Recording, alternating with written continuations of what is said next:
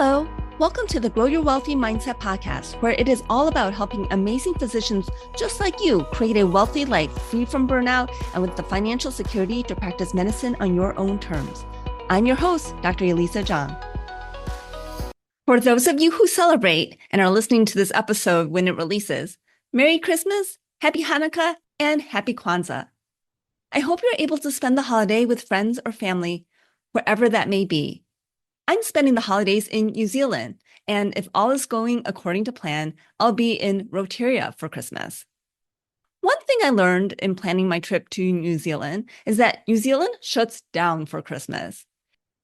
Attractions like Hobbiton is open every day of the year except Christmas Day.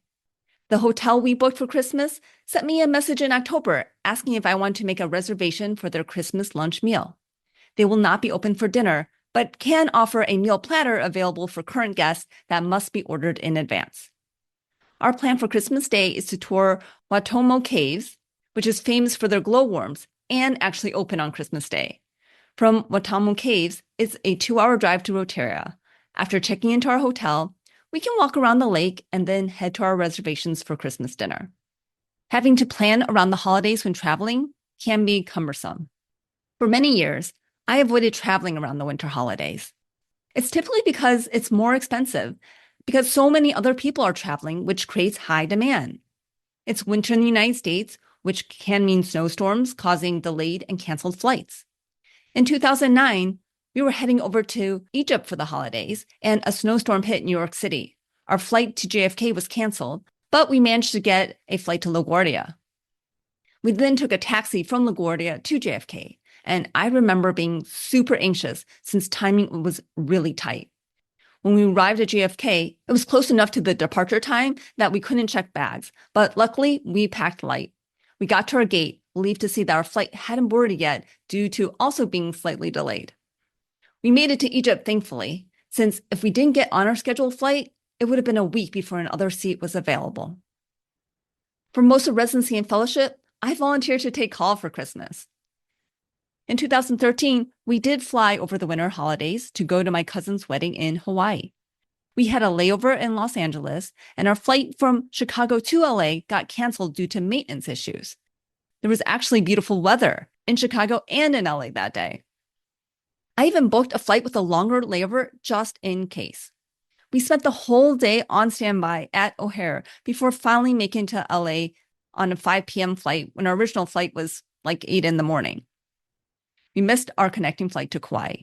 We finally did make it to Kauai, missing out on a day of our vacation. Our rental car reservation tried to cancel our original reservation and make us pay a lot more for a new reservation when I called and said we still wanted the car, but our flight had been delayed. And I said I would pay for the whole reservation as if we picked it up on time. When they said that that wasn't possible and they wanted to charge multiple times the original reservation price, I literally cried on the phone. And finally, they let us keep our original reservation. It was a difference of a few $100s to well over $1,000 that they wanted to charge us. Then there was a polar vortex when we flew home. Tons of flights were canceled because planes were too frozen to take off. They couldn't keep up with the de-icing. We did manage to get back home on time, despite my not minding if we were stuck in Hawaii, but my residency program probably wouldn't have been so happy. After that experience, we did not fly over the winter holidays until 2022, when we did a low-key trip to LA to visit family. Then in 2023, we finally did our big trip to Argentina and Antarctica, which was actually originally scheduled for 2020. This year, we're going to New Zealand. I'm already thinking of going to Vietnam or Taiwan next year. Why, after so many years of not traveling over the winter holidays, am I now fully embracing winter holiday travel? And why am I even talking about this on this podcast? I'll get to that answer in just a bit. One of the reasons I'm now planning travel over the winter holidays is due to constraints. My husband is a high school teacher, so if he's coming on the trip or I want to travel with my husband, it's not possible to go in early December or in January or February. While teachers get a lot of vacation time, it's very specific vacation time, and they can't take off during the actual school year. The other main reason is that there are a number of destinations where the best time to go is December through February. If you want to go to Antarctica, you have to go between November and March. At any other time of the year, there is too much sea ice to navigate the waters. If you want to hike in Patagonia or New Zealand during the warmer months, it means going during their summer, which is our winter in North America. If you don't love hot, humid weather, places like Southeast Asia are best visited during their coolest months of the year.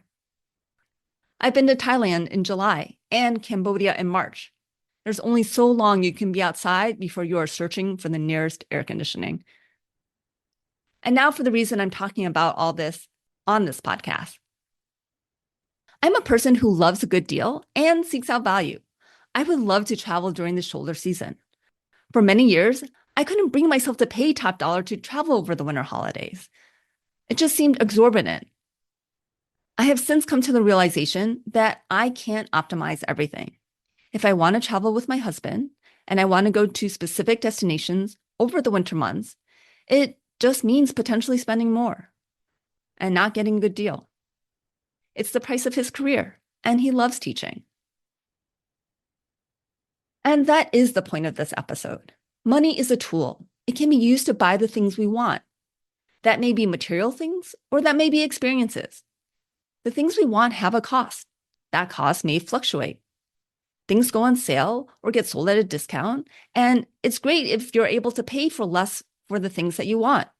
However, if you have specific constraints, things can cost more. The price is the price, and sometimes you just have to decide that you're willing to pay more to have what you want when you want it. It's taken a real shift in my money mindset for me to get to this point. This is for all my listeners who have a hard time spending money.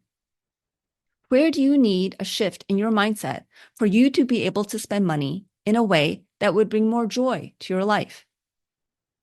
I have one coaching client who has a hard time spending money on himself. He can be generous with his wife, his children, other family members, as well as friends. But when it comes to himself, he has a hard time spending money on something he wants, even when he has the money available for that purchase, even if the amount of money is really not that much in the grand scheme of things. If his wife were to get it for him, knowing that it is what he wants, he still thinks it's too much. He settles for things that cost less that will get the job done. When we dug deep in it, it was because at his core, he believes that there's not enough money to go around for everything or for everyone. And so he should sacrifice so that the people he loves can have what they want. The reality is that depending on our mindset, we always feel like there is not enough. When people are asked how much they need for it to be enough, the number is always a little bit more than what they currently have, or maybe a lot more than they currently have. This occurs at all different levels of income. We live in a world with an infinite number of ways to spend money. Having enough is something that we have to teach our mind to believe. I'm not saying that everyone has enough. 1 of every 8 American adults don't have food security. I don't want to gaslight anyone to think that they just need to feel like they have enough to have enough. How much is enough will vary depending on where you live and the size of your family.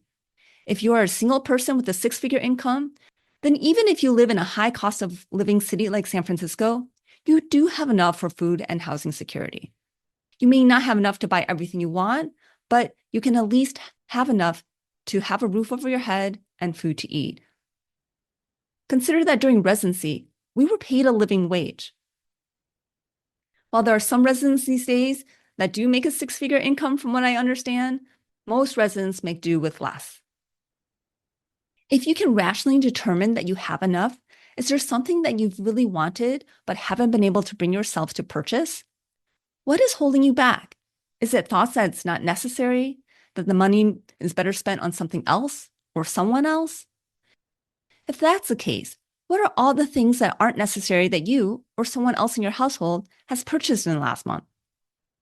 Piano lessons aren't necessary. Going out to eat isn't necessary.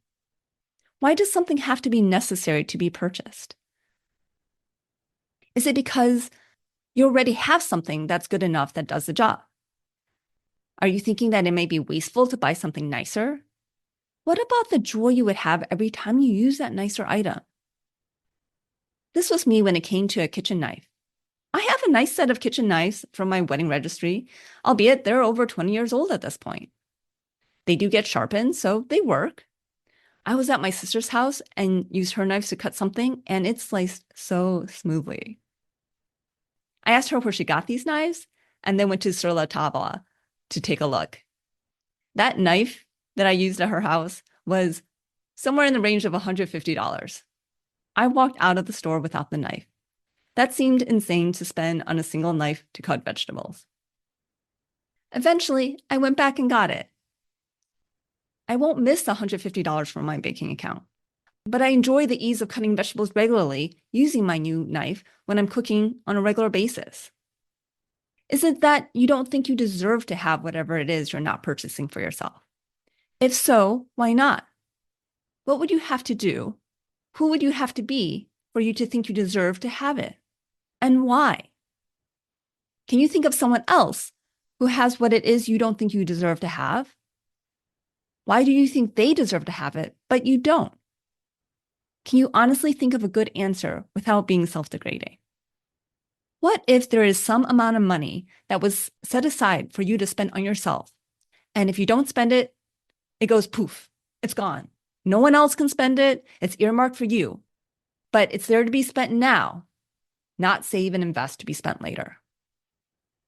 If there was this allocated money, what would you spend it on?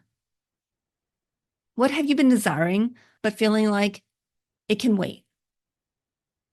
What's something that would bring some joy to your life, but you keep postponing? If it helps, you can create this scenario. It doesn't have to be a lot of money.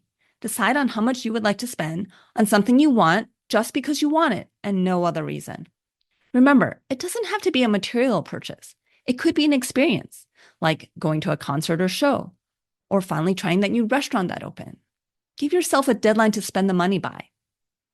And if you don't spend it by that deadline, choose a place that you have to send the money that you really don't want to support, like a political campaign for the opposite party.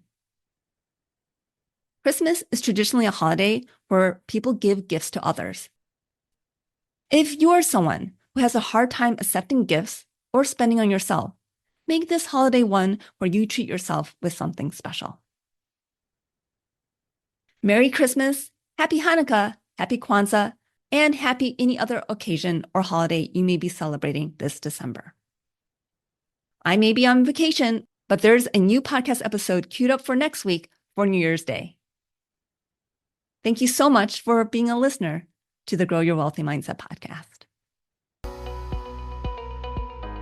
If you enjoyed this episode, I would love it if you could share it with your friends and colleagues. And now for the disclaimer. I am not a certified financial planner, accountant, or attorney, and nothing I say should be construed as professional investment, tax, or legal advice. This show is primarily for your education and entertainment. I am a physician, but I'm probably not your physician. So if you need any medical advice, please contact your own physician. Thank you.